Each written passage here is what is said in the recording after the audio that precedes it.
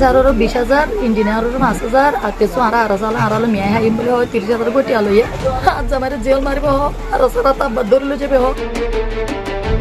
এ যেন এক অদৃশ্য কারাগার, যেখানে হাজারো শরণার্থীর জীবনবন্দি। আর এই বন্দি শিবিরে ভয় অরাজকতার আরেক নাম হ্যাট মাঝি মৌলভী আরফাত।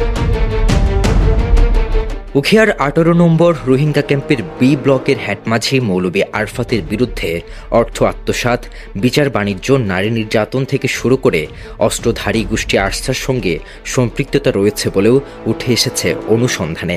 এছাড়া গোপনে আরসার সকল কার্যক্রম চালিয়ে যাওয়ার কথাও বলছেন সাধারণ রোহিঙ্গারা।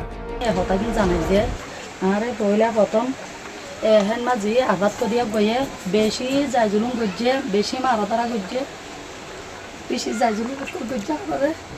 তারপর এখনও আর বেশি জায়জুল মুশকিল করে দিতে এখন একে একে বিচার বলে হয় 10,000 আব্বার লইয়ে 10,000 আব্বার লইয়ে 10,000 এই বিচার কিনে আল্লাহ বলে আয় তার হাসে যাইলে মতো আর কি করে রাজ্যা গইজম হাল্লা গইজম হ্যাঁ রাখে তাই আর মাত্র পরবর্তী গিয়ে মাত্র আর কি বলিয়ে মানে রাত 12টা বাজে 12টায় আস এখন মাথা ভাইসালা গইজম হয়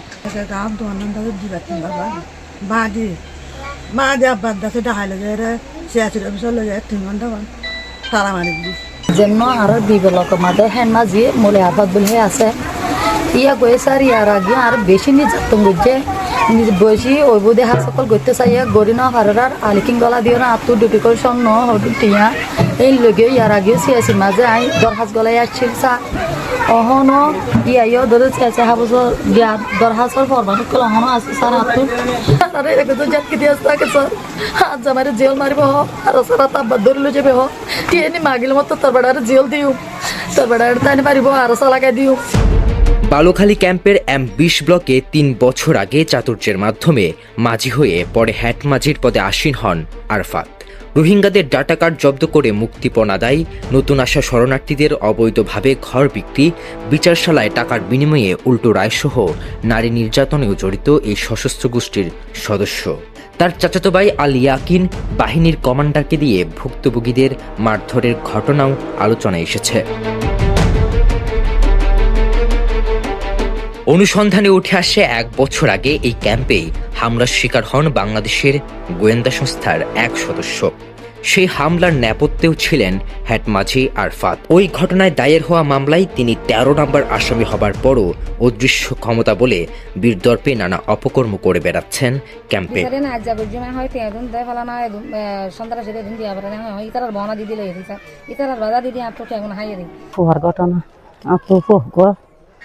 মানে ইয়ার আগে 4 বছর আগে ফকর আছে মানে গিয়ে গোয়ারা তারা তো আর ঘুমায় পয়সা দি গইছে মায়ে আছে ভালো আর ওর ঘর মা গিয়ে গই জোনে পরে দাসু হই মানে ওর গুছিলে দেন মাঝিল গই আর হইব মানে তারা কোনার ঘরে রাখে তো নাকি বাতি 40 টাইম আর পরে মায়ে ভাবে এত ধরে আর বিচার তুলি আন মাঝিরে রে আর ভাই গাড়ি চলো যা কিছু আমার তা কিছু মাঝিরে হাসে পৌঁছা আর মানে নির্দোষী দাস আর মা তুলি আর দাস মাইদার ঘরে জুলুম ঘরে স্যার উদারদার করে আর বুড়িয়া না দিন দনার ঘরে মাঝে আরে বিচারে করি না দের বা ঠিয়াইয়ে নদের বা মাঝের হাসে যাইলে মাঝে আর গরম দাহার আইলে নতুন ঘর বানতে চাই হ্যান্ডমাজিরও হইতে চাই তারপরে হ্যান্ডমাজি হদে হদে সিয়াসিরও হদে হওয়ানো হরিব আর হদে কেঁচু টিয়া দে এন হইর মানি আই ঘর বান দি হ্যান্ডমাজি এত 10,000 গো টিয়া লই।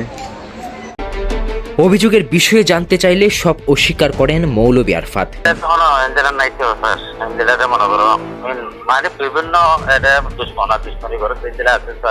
অভিযোগের পাহাড় সত্ত্বেও ক্যাম্প কর্তৃপক্ষের কোনো দৃশ্যমান পদক্ষেপ না থাকলেও সুনির্দিষ্ট অভিযোগ পেলে ব্যবস্থা নেওয়ার কথা জানান ক্যাম্প ইনচার্জ।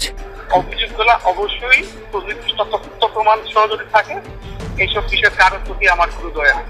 সুনির্দিষ্ট প্রমাণ সহ যদি থাকে অবশ্যই নিহত কারোর অপরাধীদের তার প্রতি আমার কিন্তু মাত্র অনুকম্পা নেই। শুধু এইটাও বললাম তারা যদি মনে করে যে প্রকাশ্যে আসতে তাদের অসুবিধা তারা আমার যাতে একটা মেসেজ দেয় আমি যখন একা থাকি এককভাবে তাদের আমার কাছে আসতে আসবো। বাংলাদেশের জন্য এক গভীর নিরাপত্তা সংকেত বলে মনে করছেন বিশেষজ্ঞরা। রিদওয়ান সোহাগের প্রতিবেদনে রাজিন সালে, চিটাগং ট্রিবিউন।